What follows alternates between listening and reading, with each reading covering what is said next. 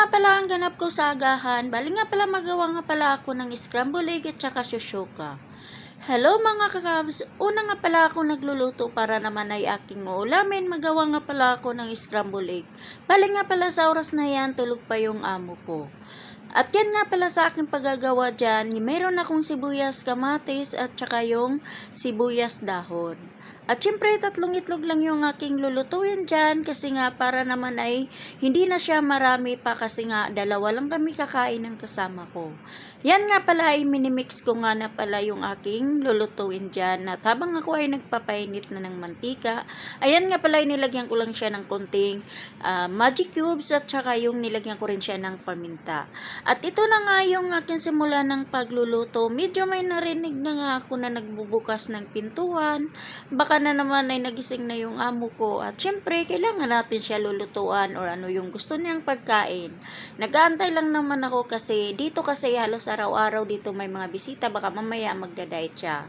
At ito nga pala yung aking pagluluto ng aking ulam. Ay bali nga pala, hinayaan ko lang siya sa mahinang apoy. Hindi ko siya babaliktarin. Ayan nga pala, tapos ko na nga niluluto yung aking ulam. Nilagyan ko lang siya ng ketchup sa ibabaw. At ito na nga pala sa bandang to, tamang-tama lang talaga pagkatapos ng aking pagluluto. Nagsabi nga pala yung amo ko magawa daw ako ng shushoka. Ito na naman yung aking nire-ready para naman sa kanya.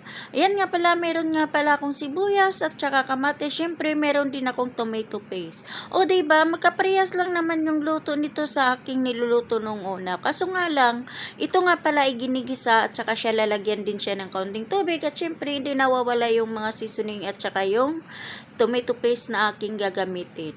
At kaunting tubig lang naman yung aking ilalagay dyan. Sabi ko nga sa amo ko, hati na lang tayo kasi nga ito naman magkaparehas naman to ng niluluto ko kaso nga lang wala naman siyang tomato paste.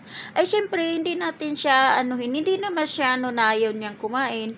Ito yung gusto niya na para naman ay sa tinapay. Pwede naman din yung ginagawa kong scramble egg. O diba, ganyan lang naman, halos magkaparehas lang naman yung pagluluto kaso nga lang ay syempre, hahanapin pa rin nila yung mga ibang lasa na katulad ng mga nilalagay kong seasoning kasi nga yung niluluto ko ay paminta lang yung nilagay ko at saka nor cubes.